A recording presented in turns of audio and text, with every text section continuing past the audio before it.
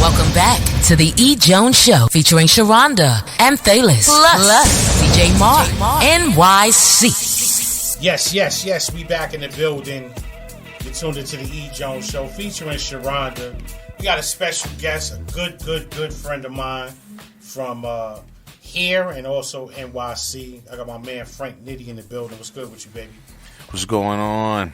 How you doing? Yeah, I hear the voice. He switched up. Like he got the microphone. That's my microphone. My microphone talk right there. You know. What's up, Frank? How you doing?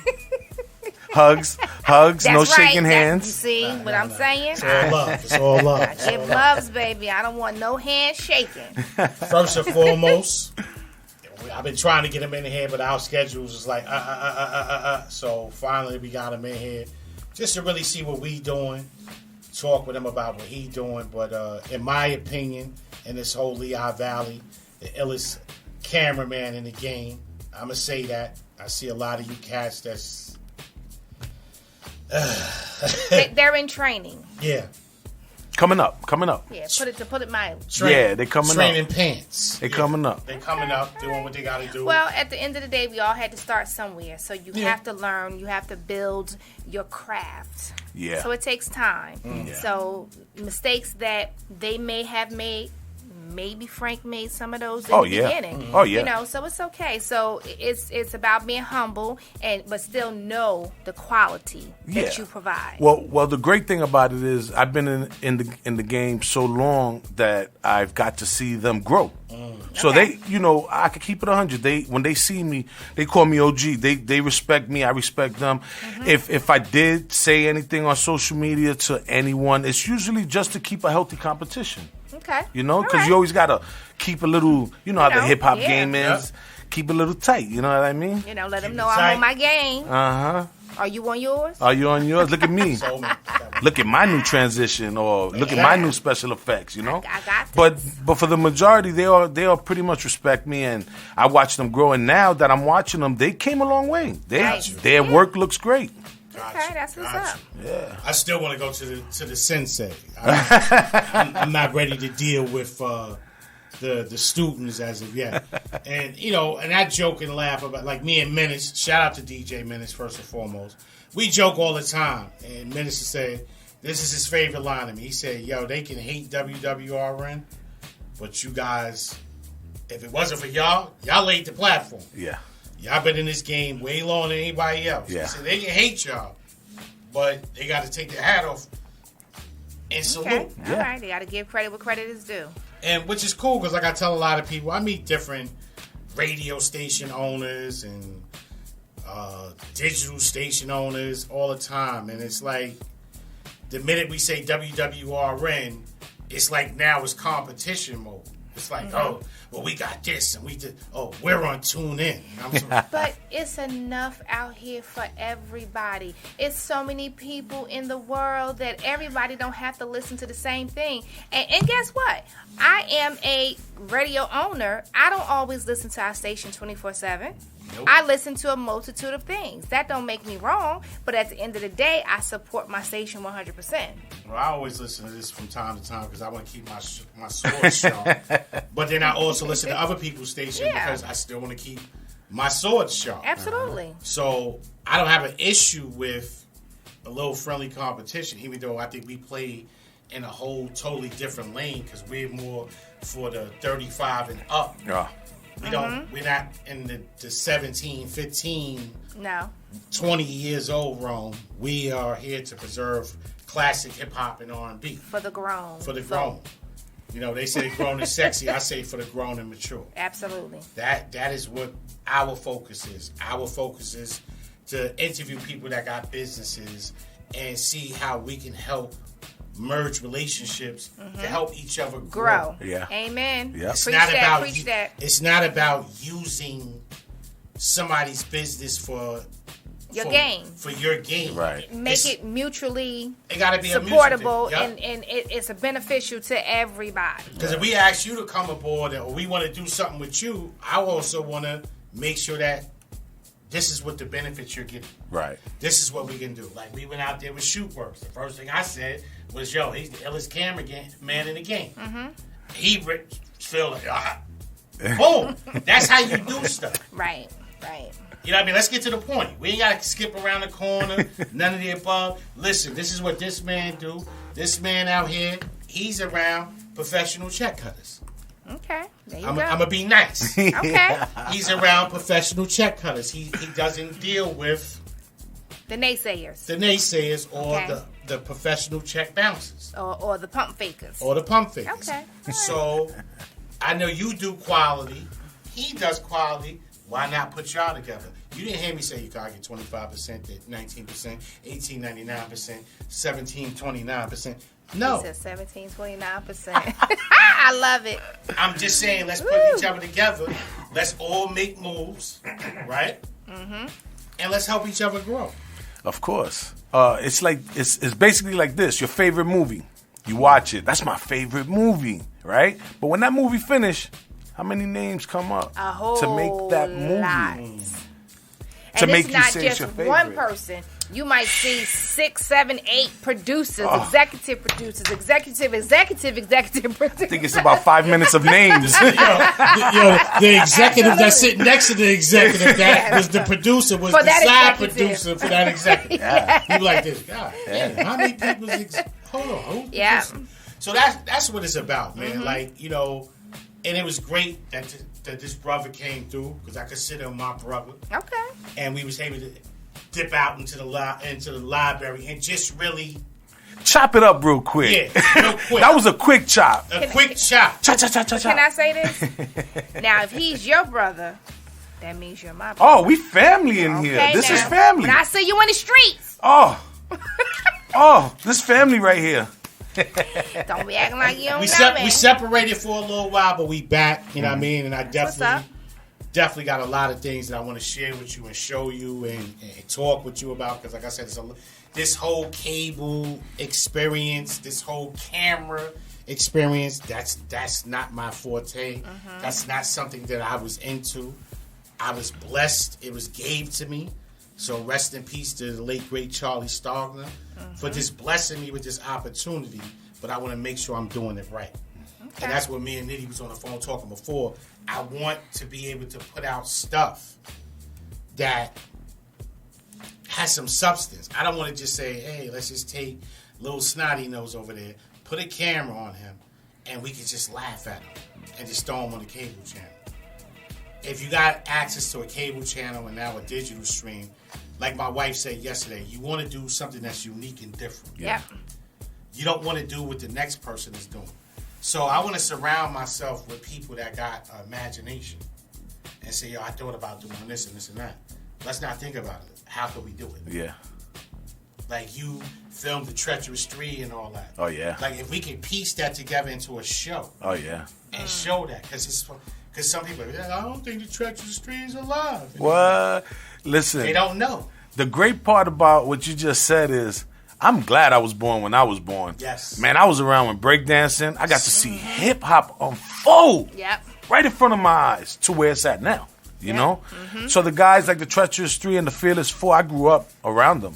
Kumo D, they live right in my area. So it was such a blessing, you know? And now, if you look, they're making more money now than it was back then. Yep. Because what's out now is everybody's interested. Yeah. She grew up with Latifah. Yeah. And went to school. Look at that. I grew up with LL Cool J in the see? 6th, 7th grade. I grew up with Ja Rule. You know, Great time. Great time. Irv man. Gotti, Run DMC. Like I told somebody the other day, I said, yo, I said, when hip hop gave me a chill, well, one of the chills was I was walking down the block, me and my man Tone, was my best man in my wedding. We had a group called TBN, Typical Black. And we was walking down the block. We went to Pop and Kim's. No, it wasn't Pop and Kim's. We went to a store on Hollis Avenue. They had ice cold 40s. Old English with ice chunks in them. So as we opened up the 40, each of us had our own. We sipping. A car pulled up. So we just sipping. And all we heard was, 1, 2, 3, in the place to be. And I am DMC. And it felt like my heart dropped in my shoes. Yeah. I'm like, They were. Back then, man, showstoppers when you see them. They were huge. I was like, this is DMC. Yeah. Yep. This is Huge. DMC, not the video, not a picture. Live. Not somebody trying to imitate. No, it's him. I'm like, what? And he was cool as ice. Yo, what up, fellas? Yep. What's good with y'all? Y'all drinking your 40? Yo, go in there and get y'all a case. That's what I remember DMC. I met Ron in the supermarket. Yeah, you kind of sounded like him when you said that. Go in there and get a case. I met Ron in the supermarket. Same thing. Ron was like hella cool. And then I was blessed to record in the studio with the late, great Jam Master Jay. Wow. So, but when hip-hop first, I fell in love with hip-hop was the movie Wild Style. Yeah. When they was filming it at the Dixie, my late, great cousin Kevin snuck me into Dixie for the Mo D battle with Busy B. Oh. At the legendary Dixie. Wow. And I was sitting there like this. Yeah. Dumbfounded. About to drool at the lips, at the mouth. Every weekend. Now, mind you, I'm still a young little dude. But my mom taught me at a young age how to travel on New York City trains. Because you just never know. Please, can I go up to the Bronx? And come up? Why are you so infatuated with running up to the Bronx? I couldn't say he snuck me into Dixie. Then she's like, you ain't going. Yeah. This is like 2, 3 o'clock in the morning. Yeah. And then boom, the dudes that was breakdancing in the movie Wild Style, Little Spud, and the other gentleman, if you go Google it, you see a dude with a pick in his head. They the one that taught me how to boogie.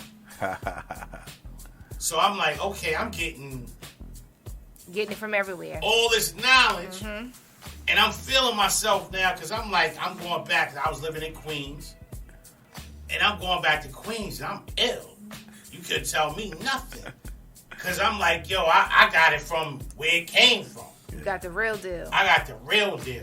And it was like, yo, hip-hop just had me like, oh, wow. Yeah. We even had like the McDonald's competition, the breakdance. I was in that too. Yeah. So I'm like, wow, this is crazy. Yeah, man. And it's just, it's a great memory to have that you grew up in that culture. You was there when hip-hop was giving birth. As it's changing. Different styles, the battle rapping, it was intense. And it had so much more of the naturalism of it, of, the KRS-One and the MC Shan battles, It's just, these things, and it still carries to this day, you know what I mean? But it's just from where it starts. That's why sometimes it bothers me when the young boys, the new generation of music, they, Pac's music, he don't seem legendary to me. I can understand that you wasn't around for it. You know what I mean? Mm-hmm. But you got to respect the culture. If that's the lane what you're doing, you can't say, well, I don't see him as legendary. If you sit back long enough and watch a documentary or two or watch some footage and educate yourself you'll understand. Yeah. And then they're dying now at 21. Ooh. So it hurts me. They're dying. They'll never be a legend. You won't, and it's sad. Don't get it wrong. Pac was 23, and they died young too, and it was tragic because of the violence. But Pac prophesized his death. Yeah. And I always say that to people. And I'm like, well, how could you say it? Which is crazy. Pac prophesized his death because if you listen to a lot of his music, if you kill me, it was always, it ain't every song, but the majority of songs was involving his death. Right. So he knew that he was going to die. Yeah. He didn't know when. Right. And that's why he had so much music. Yeah. He stayed in the studio. And and that's the difference. See, Big didn't get to record as much. Pac was in there. They released albums 20 years later. Yeah. They still was releasing music, Mm-hmm.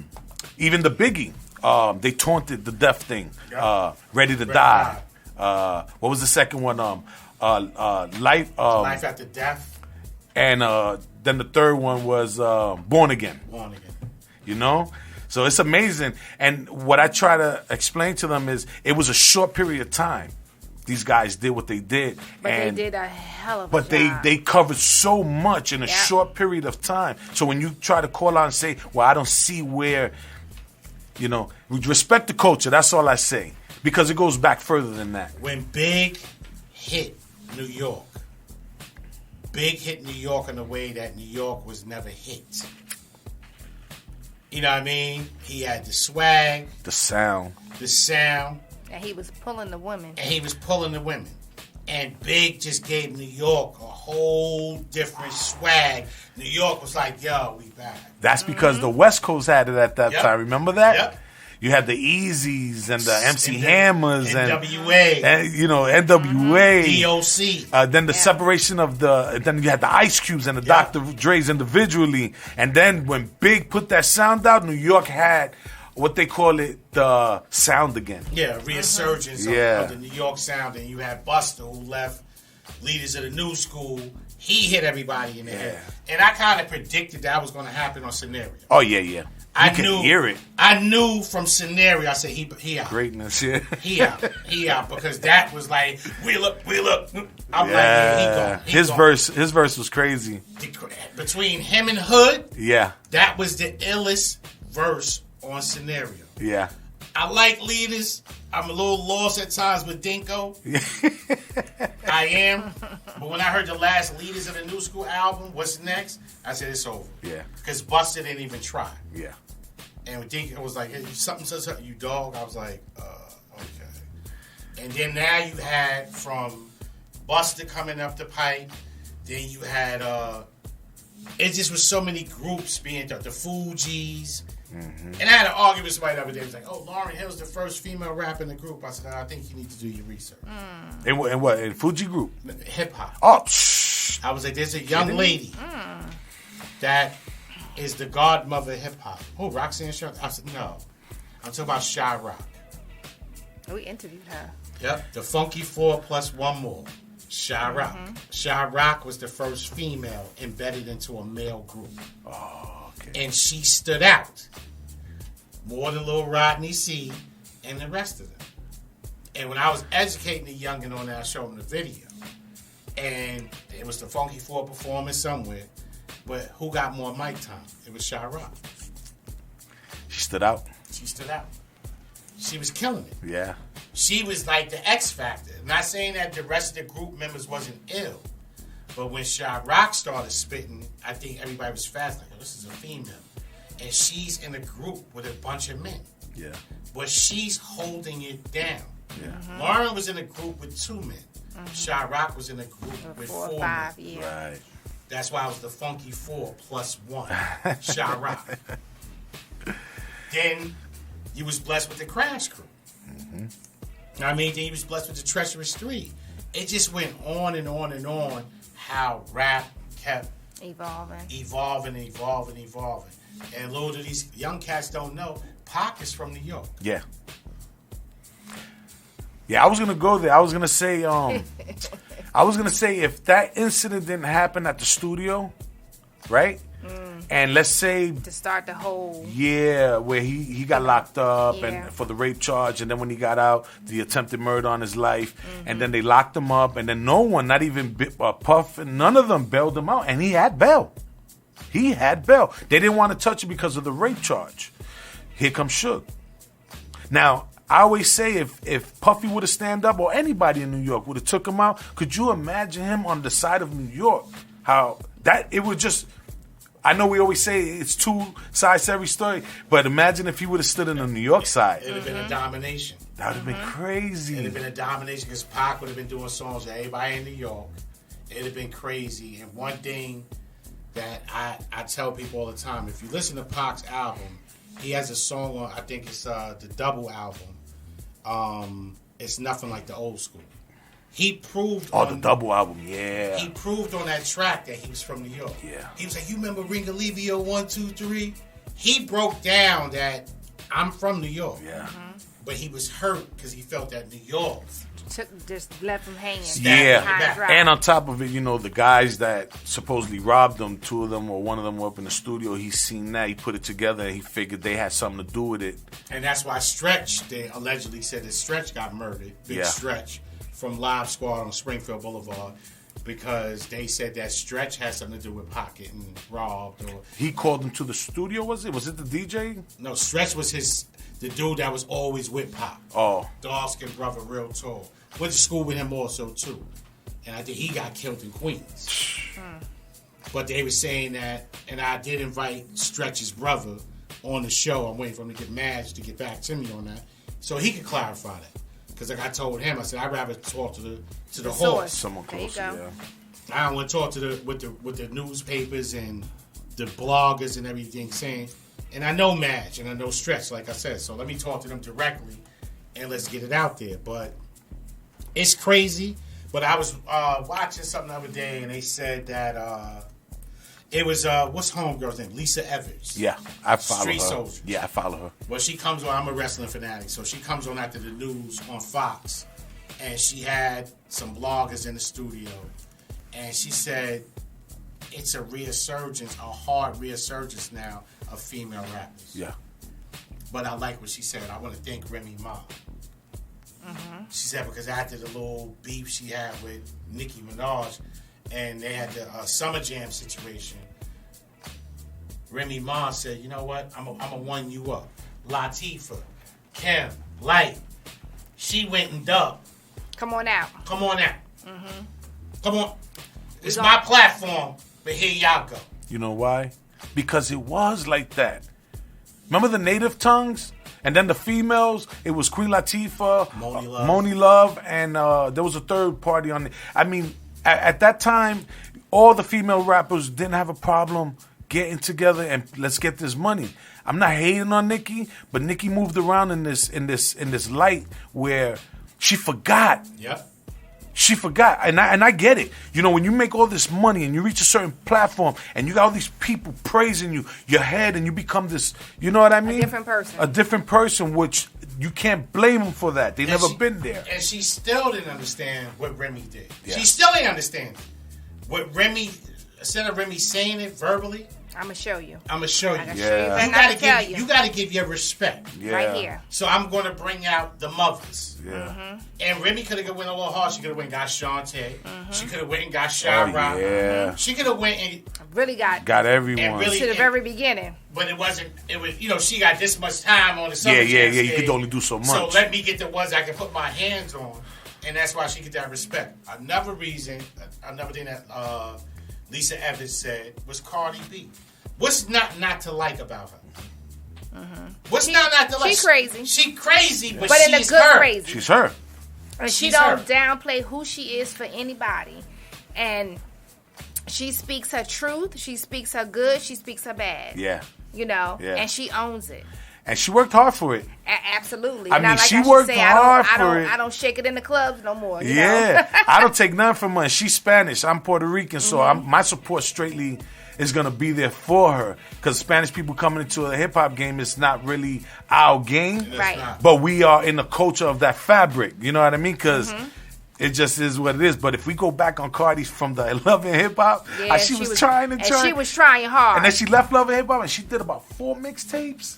And it was just a video here, video there, and then that one song. And that was it. Woo! I was rooting. I was like, go ahead, And that's girl. what Lisa Evans said. She said, what he just said, Lisa Evans said that. She said that one hit That's Yeah. all it takes. That's all it catapulted takes her. is one. She was gone. Yeah. Look at her on commercials now. And I can see Cardi, them doing a TV show, Oh, that's coming. sitcom around Oh, her. that's coming. 'Cause she got it. It's natural. She has enough followers, you know. It's natural with her. She's a nutcase. Oh, what was that commercial? The soda, was it the soda commercial? Yeah. Pepsi, right? Sitting there, and what was the occur? That occur? She Yeah. does.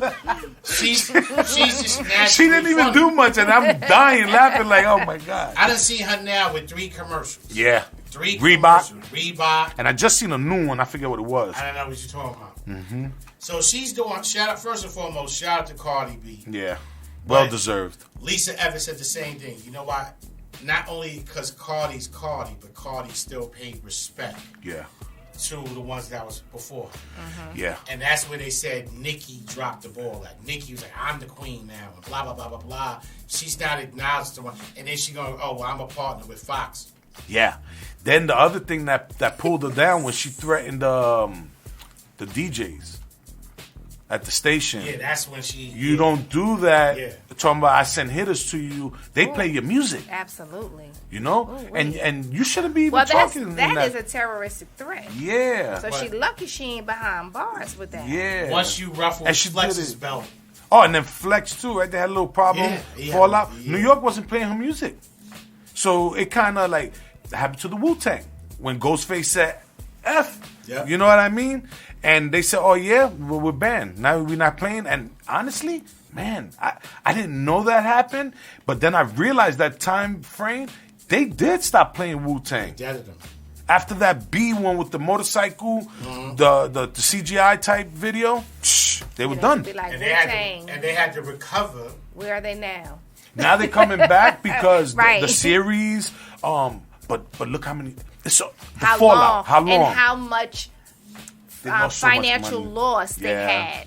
How much respect they've lost. They could have made. They were doing so well with merchandise. Because they were supposed to go on tour with Rage Against the Machine. Well, they ran with them for maybe about 6 months, and then they left the tour because they management said y'all need to do Hot 97 Summer Tour. right. This is not what y'all need to The do. fallout of that. Ghostface said what he said because Yep. they didn't pay for any. They didn't get paid for the show, and they had to fly themselves there. Yep. But you know what it is? They're gonna spin your records. Yep. So that 30,000 or 15,000 on that G flight, You could have made that back. you get that back on spins. So when you curse them out, now you just cursed out. Hey, The juggernaut. that's your money, man. And they juggernaut definitely felt it. They definitely felt it. That's why I say I'm glad I was born when I was born, because we can get- politic about all Yeah. kind of, our era of music, and I'm here. We could talk about that. We're going to invite them back because we want to talk about the DJs because we don't want to leave the DJs without acknowledging them. So that's a whole nother We show. can't. That's a whole nother show Yeah. about talking about the DJs. We're going to bring you back in because we got to talk about the DJs In the park, in the parks. plugging into the light pole. Plugging into the light pole. Because people think it's fiction. Yeah. You be lucky to find a outlet in that light post today. Oh, we'll make one. My homie will run a cord from the apartment building, but we Heavy don't. duty extension cord. But we don't do those no more. But that's another conversation. We're gonna bring you back after New Year, and we're gonna talk about that one because that's a whole another level right there. Is the light poles, the parks. We can't even touch on that right now. But Break beats. Break beats.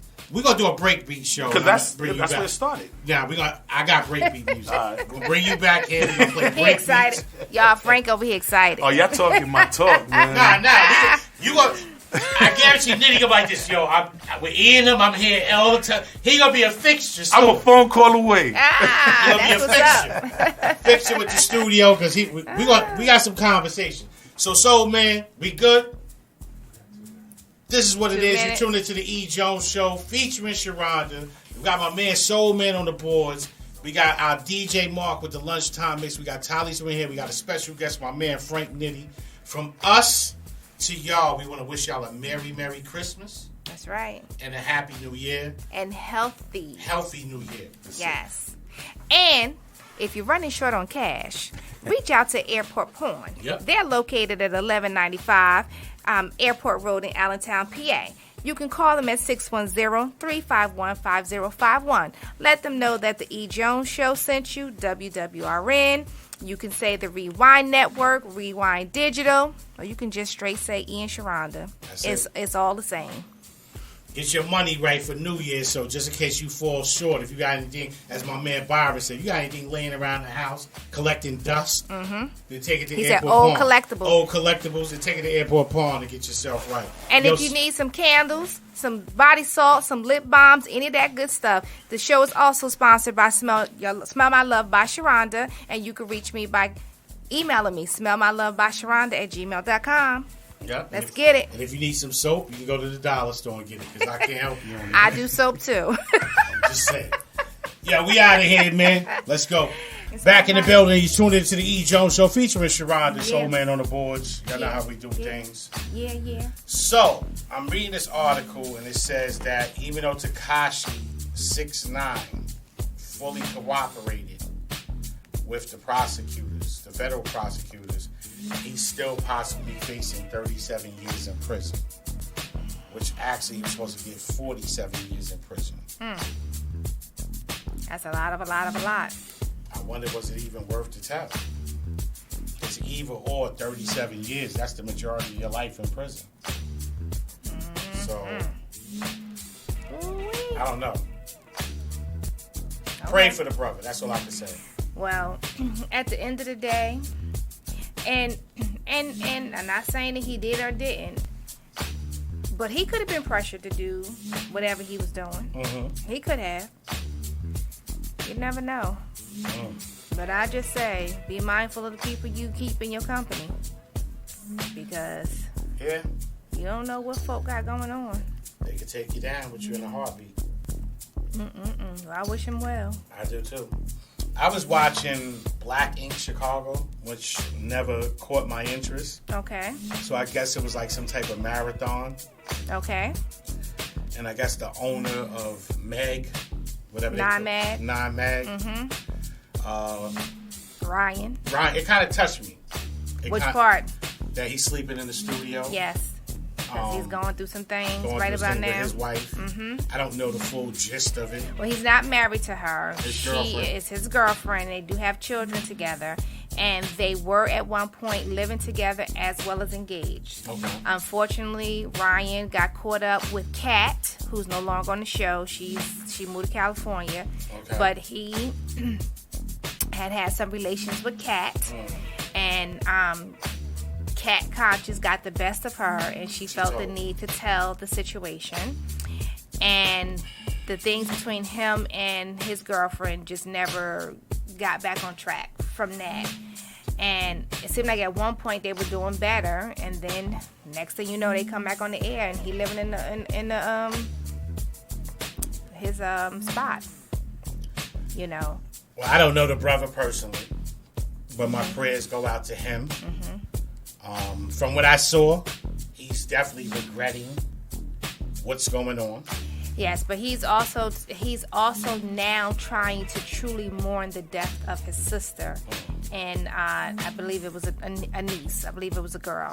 Unfortunately, they were murdered, and he takes it so serious because he had been out in the streets doing his dirt, whatever that may have been, and he had said to her, you know, can you help me start my tattoo shop? I need to do better. I want to do better. And she told him she would, and they were supposed to talk that morning.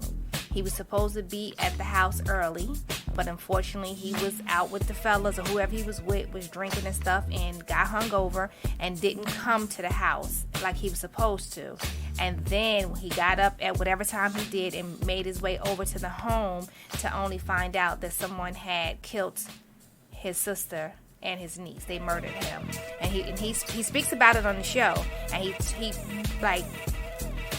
explained it in explicit detail how, you know, you could see at one point she was holding the baby, and another point where the baby got shot, and she didn't have a baby, and she was running, and they shot her in the back. Like they said, you could see all that. And then he also stated that the city didn't clean up the house. His father cleaned up the blood. He said, and that stuff, you know, it sticks with me forever. And him trying to be strong for the family and never being able to truly mourn, you know, what he's going through. So now he feels like he needs to get, you know, some therapy and stuff like that. Get so everything right. Everything is coming down on him at this point. So yeah. And I'm gonna say this again, ladies and gentlemen. Y'all might laugh, y'all might take it serious. Going to counseling has saved my life. I don't think that that's anything to laugh about. I think that's some real stuff, because, you know, what you might not be able to say something to me that you could say to your counselor, because that person is a neutral party. They don't have nothing to gain or lose. So I want to shout out my counselor. I'm not saying his name, but I definitely want to shout out my counselor, because he's new. I was dealing with the same person for a couple of years, and then they left the practice to go to another practice, which I wasn't trying to follow him over there. But he suggested that this gentleman and me would be a good mix, and we have been a good mix. I like his style. Okay. He's very not bland, but he's bland. So he don't sit there with his pad and his pen in his mouth and his leg crossed and just listen to you with his glasses pulled down over his face. Nah, he got like a little laptop thing that he transcribes on. That he writes his little notes on and stuff like that. But I truly enjoy him, because it's easy to talk to him. And it's easy just to say, you know, I want to know if I'm right or wrong, or is certain things I'm angry about, is it justifiable? And he gave me an eye-opener. He said, you have every right to be angry. Mm-hmm. And you have every right to feel like what's going on around you, and it's not working for you. Okay. He said, you do have the right to feel that way. He said, I'm not saying because I'm your therapist, he said, but I'm saying it because it's the truth. If it wasn't the truth, then I say it's not the truth. I think you exaggerating, blah, blah, blah, blah, blah. He said, but in this instance, I don't think it's that way. So shout out to my therapist. Also, rest in peace to the legend, Danny Aiello, died at 86 years old. For those who don't know, Danny Aiello played in the movie Do the Right Thing, Spike Lee movie. Pizza Parlor. At the Pizza Parlor, Sal. And for all those that think Sal is fictional, Sal is a pizzeria that does exist in Brooklyn. Sal's Famous Pizza. Yesterday, they was giving away 300 slices of pizza for anybody that was coming through to the Pizza Parlor and celebrate with Spike Lee, you know, on the behalf of Danny Aiello. And Do the Right Thing filming there. The famous scene where my man said, you ain't got no black people on the wall. You know, put some extra mozzarella on that. Radio Raheem. So if you've never seen Do the Right Thing, all you youngins, check it out. Great movie. Yeah, it's worth watching. You know, definitely give you a gist of what's going on. Period. Also, my man P. Diddy, Sean P. Diddy Combs, just turned 50 years old. Still turning up. And one of his guests was, two of his guests was Jay-Z and Kanye West, who had a year-long beef. Okay. And it looks like they're squashing their beef. But I didn't see Kanye, but I seen Jay-Z and I seen Diddy. They was looking nice and smooth. You know, Kanye was in the building along with his wife, Kim. They said the mogul's 50th birthday bash went down Saturday at his $40 million Humbly Hills home, where Diddy celebrated with Jay-Z, Beyonce, Kim Kardashian, Kanye West, Khloe Kardashian, Kylie Jenner, Dr. Dre, Pharrell Williams, Cardi B, Offset, Chadwick Boseman, Post Malone, Tyler Perry, Kobe Bryant, Machine Gun Kelly, and on and on and on. Nice. It was performances by Mary J. Blige, Usher, Lil' Kim, and Dougie Fresh. Nice. As for the eats, Diddy was handing out McDonald's apple pies, breakfast sandwiches, and some fancy stuff too. There were lots of cannabis products and, of course, Ciroc vodka all over the place. Well, he's a representative of Ciroc, so that should be an easy thing. So Diddy's birthday is actually November the 4th, but he apparently wanted to wait till all his friends could join him. He had a rough patch for sure. A little more than a year ago, the mother of his twins, Kim Porter, died to complications of pneumonia. I did not know she had a baby by Genuine. Oh, no, I'll be sure. I'll be sure. I'm sorry. Well, I didn't know that. I'm like, wow. And the cake inscription was short and sweet and to the point. It simply said, love, a good time, clearly had by all. Okay. You can give us 3 more in there. How many did we got? Put 2 more in there. Jamie Foxx rings in his 52nd birthday by chugging tequila with Lil Jon. Okay. They had a picture with them, some nice Ferraris, Lamborghinis, Bugattis, whatever they had. Bugatti. They were looking nice. Taylor Swift celebrates her 30th birthday after the Jingle Ball performance. Okay, happy birthday to Jamie Foxx. Happy birthday to Taylor Swift. Okay. Everybody celebrating their birthdays, doing what they do, making it do what they do, and how they do. Well, let me read this real quick. I was scrolling through Instagram, and this caught my eye. And the young lady posted, it says, well, young man, it says Anthony's Words of Wisdom for Women. That's the topic, or that's the name of his Instagram page. And it says, but I got a man. He is abusive, but I got a man. He cheats on me, but I got a man. He is an alcoholic, but I got a man. He steals my money, but I got a man. He stays out all night, but I got a man. He is on the down low, but I got a man. He doesn't pay any bills, but I got a man. It's a shame when some women will live with and accept that just to have a man. Don't be that woman. You deserve so much better. That is so true. And so many women today. Even sometimes I feel I settle. I do. But I don't have the abusive. I don't have the cheating, the alcoholic, the stealing my money, staying out all night, on the down low, not paying the bills. I don't have those particular scenarios because I live with just my children. But we, as women, we do sometimes settle for things way less than what we deserve. And we have to do better for our own self.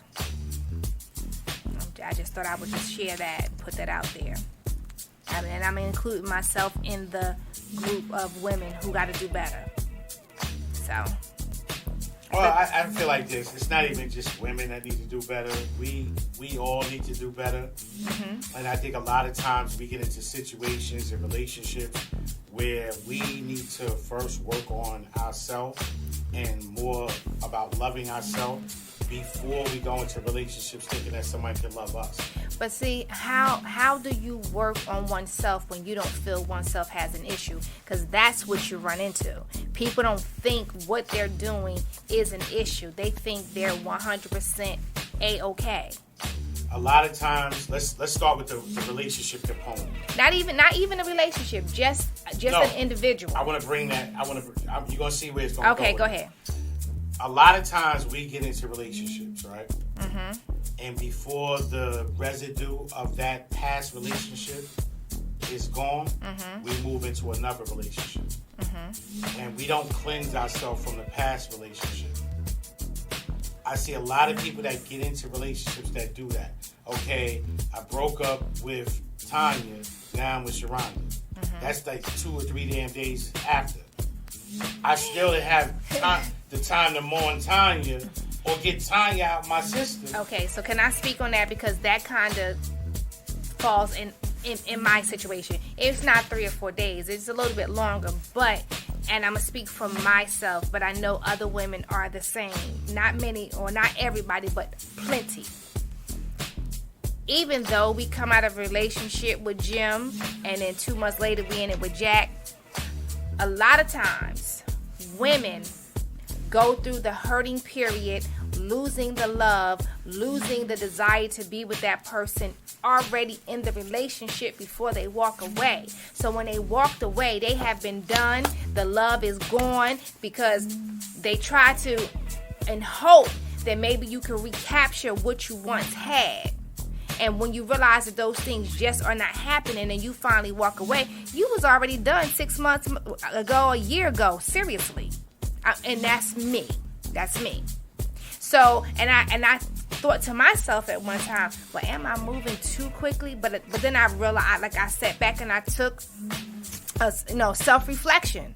And I said, but no, because you haven't been feeling this person and this relationship has not been what it needed to be for a long time. So no, you're not necessarily wrong. It may not look good on the outside from somebody outside looking in, but you don't know what I've gone through in the process of that relationship. And so that's how it is for me. So, but I even question my own self on that. I really have. And that's what I learned as a man. Like, you gotta. I know some men will say, I get what you're saying. I know some men are like, I'm on to the next. You got to cleanse yourself because, especially if you were in a long relationship with the person, that residue of that person is still in your DNA. It comes with soul ties. Like, for every person that you sleep with, you leave a piece of yourself with them. And 5 years, 6 years, 10 years, you only with that person. Trust me, they all in your DNA.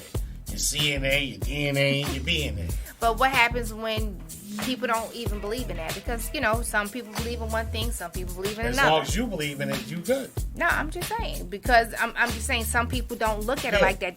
That's not where I'm on. I'm not even in that area. That's not what I'm thinking it's about. On to the next I'm thing. good and. They want a Band-Aid to kind of fix A lot of people jump into relationships for different reasons. I don't want to be alone. I don't want to sleep alone. I need to put back what I lost. And you do that in that relationship, that current relationship you in, 10 to 1, it ain't going to work. Because the only thing you're doing is suffocating what you're already going through already. It's not fixing what you went through. It's not fixing it at all. It's a placemat. At least I have somebody else. This is my dude or this is my chick, and okay, I can forget it. And I'm going to use this because it'll make me forget about him or her. But in order for you to forget about him or her, you need to invest that time to forget about him or her without no distractions at all. It's some men that can sleep with the next person the next day after they broke up with somebody. It's some women that can sleep with the next person after they just broke up with the person. Then you got to question yourself and ask yourself, was I really that committed to that person? Was I really feeling that person? You know what I mean? When I was younger, it just didn't matter. Like, it didn't matter at all. Relationships, I had no value to a relationship. Just like I didn't have value to sex. It was a need. It was a want. But I didn't have the value to it. Until I got older now and I understood, like, yo, bruh. You know what I mean? You got to save something for if you get married.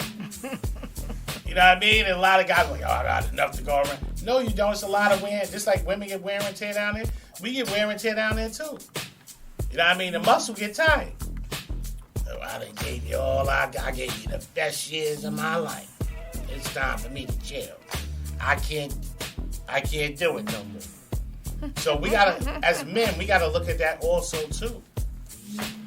And I also said to myself, I was talking to a good friend of mine. We was talking about that. We had like a 2-hour talk about the soul ties thing. He was like, yo, once I broke up with my girl, I mean, I'm trying to move on. And it's just, oh man, it just, chemistry, everything was just all over the place.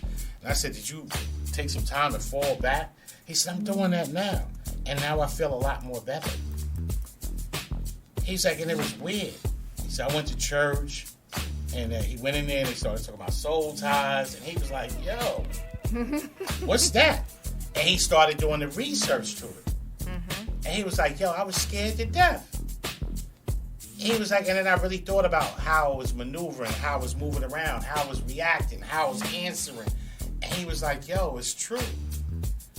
So I'm saying, you got to give your body and your mind, body, and soul that time to kind of get back in touch with you. And not just say, I want to get with this person because it's going to make me forget that person. Now, we all got our needs. Don't get it twisted. We all got our needs. We all got our wants. But what you want has nothing to do with you being in a relationship. Okay, so are you saying that get your needs met but not be in a relationship? It's kind of a gift and a curse because some of us can troop it out. It's like going to rehab. You know what I mean? I'm giving you a true story. But if you are still giving yourself to someone, it's the same thing. Hold on, but okay. I'm gonna justify what I said. Mm-hmm. I said some of us can do that. Not all of us can do that. No, but you said we have our needs. Okay, and that's when I went into some of us can do it, and some of us can't. Some might still need to have pleasure. They can't go cold turkey. Just like you got a heroin addict, right? They might need that fix. Even though they said, I want to go to rehab. But God damn, could you give me one more now? Just one. Sometimes you got to sit in the bed and tremble. Sometimes you got to take that shower. For men, a cold shower. Now these days, women got the fancy shower head joints where they can, and they good. Or they got the toys and all that. They good. Some men might want to self-pleasure themselves. Or you could just be cold turkey and say, let me just wait. Get on some Janet Jackson. Hey, let's wait a while. Let me get my mind right and let me do what I need to do and then see which way I can go. Because I feel like if you are trying to cleanse yourself from somebody, but then you still seeking pleasure from somebody else, it becomes a little hectic. That's just my opinion. I'm just opening up another can of worms because I want to get some pleasure, but I'm trying to get over the situation that I have. So that's me personally how I looked at it. I took a 3-year hiatus. Okay. I was just fed up, period. So I just said I need some time to kind of self-reflect, get myself together financially. Didn't have a home. Okay. So I was going through a whole bunch of situations where right now entertaining a female wasn't an option. It was rough. Right, so you had a whole lot going on. It wasn't an option right now. Did I have females' houses that I could have crashed at? Yes, I did, but I did not. But in exchange for that, I had to sleep with them. And that's not what I wanted to do. So I had one female friend that I was able to live with, had my own room, and that's what it was. It was no pressure. It was no conversation. And she was an ex. It was no conversation. It was somebody that actually was a friend. I got you. But again, like I said, the relationship that we had with each other was if I needed something, she had me. If she needed something, I had her.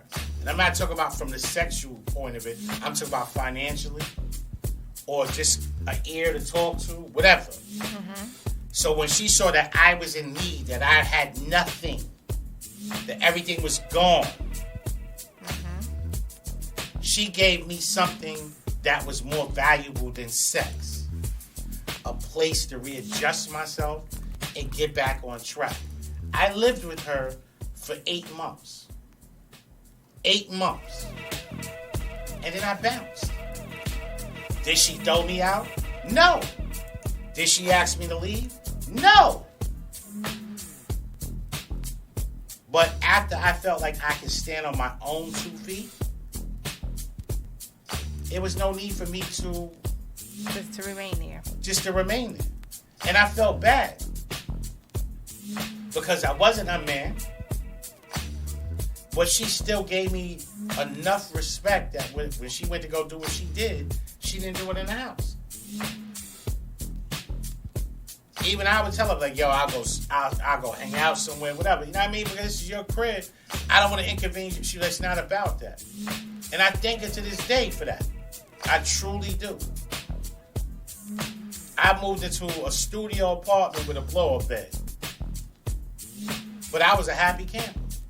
Guess what? Because I said I moved into a studio apartment with a blow-up bed. Yeah, you had your own It space. was my home. I had no TV for like a month and a half. I had a cell phone. No, I had a house phone. But I was happy. And I felt better about myself. Because why? I felt like I was a burden on her. And her mom died around that time. And she still made room for me to come and crash there. And I truly appreciate that. I truly do. But it gave me some time to like, yo. And she was asking me, like, yo, you ain't seeing nobody? You ain't feeling nobody? I'm like, I'm good. And then I was struggling with being an alcoholic. A functioning alcoholic. Because I was self-medicating myself. So it was a lot, dealing with depression. And you don't know that you're actually clinically depressed. But you know that you're in some type of funk. So the E&J and the Belvedere was my best friend. When I realized that I had a problem with alcohol was when it didn't affect me no more. The Smirnoff ain't nothing to laugh at. Vodka. So you was just down in that and with no effect. It was no effect. But then I also had to look at who I was around. My 2 uncles that's functioning alcoholics. So you're around them 24 hours a day working with them. You start taking their habits. And I was saying to myself, like, whenever I wasn't drunk or nice or feeling good, I didn't feel good. That's when, like, everything would hit with a ton of bricks. So I worked and I drunk. And I worked and I drunk. And she helped me with that, too. She was like, yo, whatever you running from or whatever you not trying to deal with, you need to find another way than the bottle. And I took that into my marriage, that I still was drinking until I almost passed away. I caught bacterial meningitis in the Bronx. In New York, and ended up being found in the back of a van with a concussion. My wallet was gone, my paycheck was gone, but the person that robbed me was nice enough to call the ambulance to come pick me up. And it took them to get the alcohol out of me before they could administer any medicine. Died twice. So that was God saying, you know what? I tried to walk you out of the alcohol, but it seemed like you got a hard head.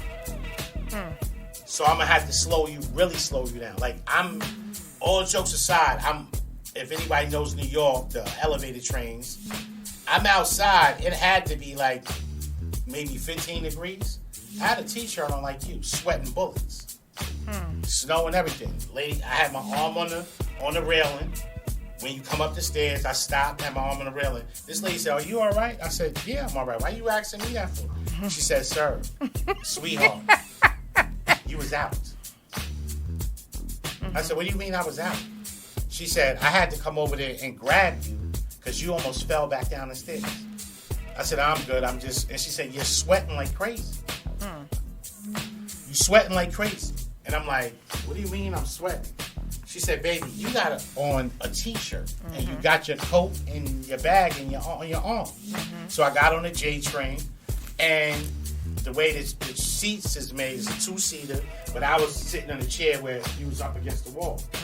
I passed out again. The conductor was like, "You all right?" I said, "I'm trying to get to Times Square." He said, "Well, you have to take the shuttle over to Times Square." For some apparent reason, I ended up, I think, on the 5 or the 4 or the 6. And I passed out again. I woke back up. It was like, "You're in the Bronx." And I'm hazy. So I remember getting off the train. I remember sitting on the platform. I don't remember anything else after that. I only remember when I woke up from the coma, what I was told. "We found you in an abandoned van. You was hit upside the head, you was concussed, and you was passed out." Crazy. It's crazy. So, even though I said, I need to get myself together from the alcohol, got married and all that, once the moral of my story is this: once I was able to, I was forced not to be able to drink hard liquor, then everything really hit with a ton of bricks. The depression really clicked in like overdrive now. Everything was just coming at me. I started having seizures. That's another altering life experience that I've never had. I'm going upstairs coming from the hospital in New York. My wife brings me home. We just had a baby, which is my son. I'm going upstairs to go to bed, and I have a seizure on the staircase. So now I'm heading to St. Luke's. So I'm like, damn. I had to go see a neurologist. This add more to the depression. Now I'm like, what the hell is going on here? Like, whoa. But I couldn't go grab the. So I had to deal with it. I'm like, oh, damn. Then, when I first went to counseling, the first thing he said was, "You should have had counseling when you got out of the hospital because you almost died." That's enough within itself.